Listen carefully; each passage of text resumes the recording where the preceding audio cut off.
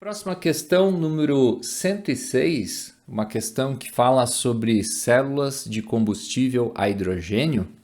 Traz uma série de tipos de célula, temperatura operacional, eletrólito e as semi-reações nos eletrodos. Depois dessa tabela, é dito o seguinte: testes operacionais com esse tipo de células têm indicado que a melhor alternativa para o veículo são as que operarem com baixos níveis de energia térmica, ou seja, baixa temperatura, são formadas por membranas de eletrólitos poliméricos e que ocorrem em meio ácido. Então, são características, né, dessas células. Né? Elas têm maior eficiência numa baixa temperatura, com membranas poliméricas e em meio ácido. E a questão pede a tecnologia testada mais adequada para o emprego de veículos automotivos é a célula combustível e dá as opções aqui.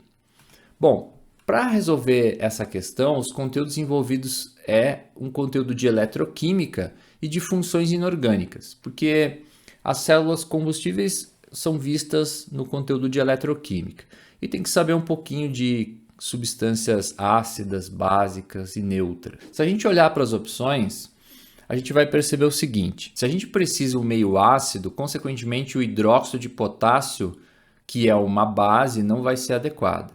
Então a gente pode eliminar o AFC. Carbonatos de lítio, sódio ou potássio vão ter um caráter básico, porque o carbonato de lítio, carbonato de sódio ou carbonato de potássio são compostos que têm caráter básico, uma vez que o lítio vem de uma base forte, da mesma forma que o sódio e o potássio, enquanto que os carbonatos vêm de um ácido fraco, então são sais de caráter básico. Portanto, essa opção MSFC não está correta. Se a gente olhar para o PEM, trata-se de uma célula que opera a uma baixa temperatura quando comparada com as demais, e o eletrólito é o ácido poliperfluorsulfônico sólido. Esse poli vem de polímero e esse ácido provavelmente tem caráter ácido, afinal de contas o negócio se chama ácido. Portanto, essa aqui me parece ser a opção correta, uma vez que aqui nós temos o ácido fosfórico líquido, porém a faixa de temperatura é maior. Enquanto que aqui é o óxido de zircônio, que não tem caráter ácido e básico, e a faixa de temperatura é muito maior. Sendo que aqui nós temos as duas características, que é o meio ácido e polimérico. Então, a resposta correta é a letra C.